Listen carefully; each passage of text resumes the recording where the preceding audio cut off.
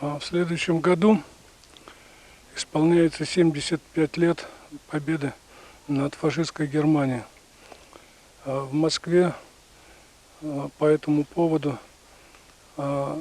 строится главный воинский храм и мемориал. В идее при открытии этого храма со всех захоронений, которые есть на территории Российской Федерации и во всех государствах за рубежом. Здесь, в Туркменистане, есть одно воинское захоронение, где похоронены солдаты, умершие в 4 госпиталях, которые находились здесь, в Чорджоу, сегодняшний город Туркменабад. Посольство Российской Федерации организовало торжественное изъятие этой земли для того, чтобы направить этот кисет с землей в Москву. Здесь состоялось гражданское мероприятие протокольное, в котором присутствовали сотрудники посольства, сотрудники военного атташата, представители православной церкви в Туркменистане, представители администрации Туркменабада, а также представители Министерства иностранных дел Туркменистана.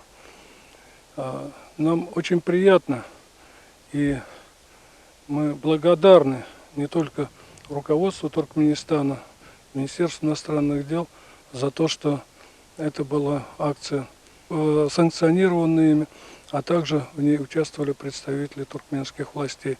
Это говорит о том, что Россия и Туркменистан одинаково видят тот вклад, который внес Советский Союз и наши страны, теперь независимые Россия и Туркменистан, в победу в Великой Отечественной войне.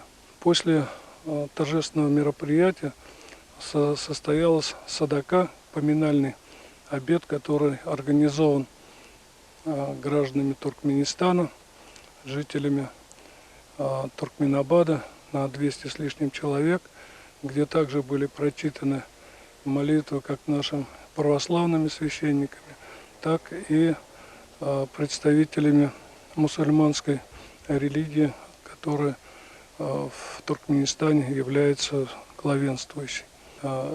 Мы признательны туркменистанцам за то внимание и ту память, которую они сохраняют о наших воинах. И мы вместе с ними, с одной стороны, скорбим о том, что они погибли, с другой стороны, мы гордимся тем подвигом, который они совершили во имя независимости и свободы наших народов, во имя обеспечения будущего нашего поколения и будущих поколений как России, так и Туркменистана. Поэтому нам кажется, что само это мероприятие и вот эта идея собрать со всех захоронений землю для того, чтобы она хранилась в этом главном воинском храме, это важный пример единения всех народов, которые участвовали в победе над фашистской Германией. Туркменистан сделал очень много для того, чтобы развить свою экономику, развить свою социальную сферу.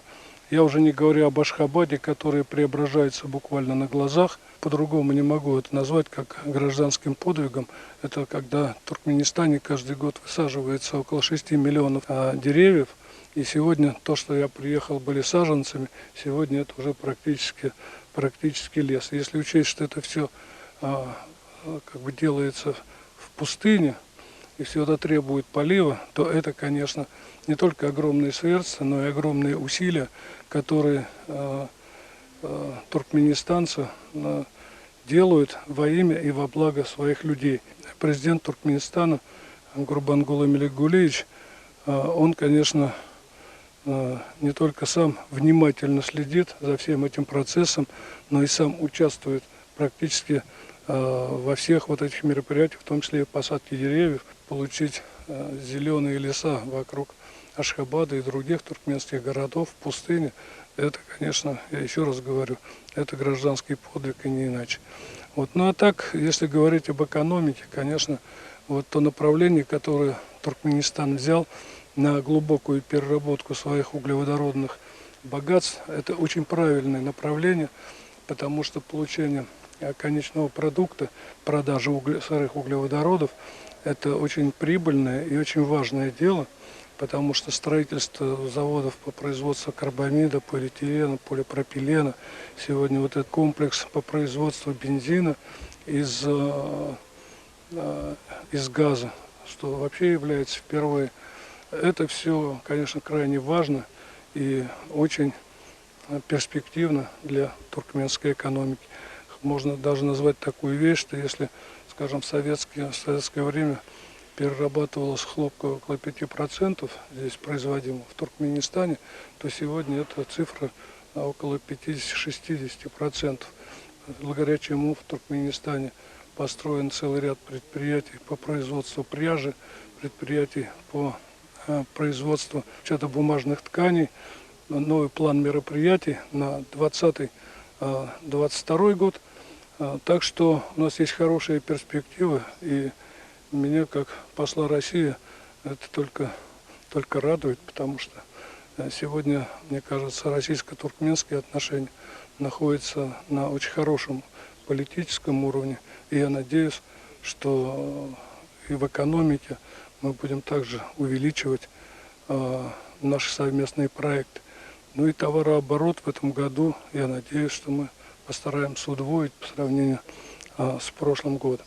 Так что у нас есть перспектива, и я рад, что мы вносим посильный вклад в это российско-туркменские экономические отношения, да и гуманитарные тоже. И есть перспективы во всех направлениях, и мы признательны нашим туркменским друзьям и партнерам за то, что они не только поддерживают наши начинания, но и мы стараемся поддерживать те предложения, которые поступают от наших туркменских партнеров. И в этом году, начиная с апреля месяца, «Газпром» возобновил приобретение туркменского газа, и мы надеемся, что в этом году мы выйдем где-то на цифру около 4 миллиардов кубических метров. Вот в этом году. Что касается следующего года, наверное, сейчас заглядывать вперед сложно. Вот, но все будет зависеть от того, как будет развиваться сотрудничество в этой сфере.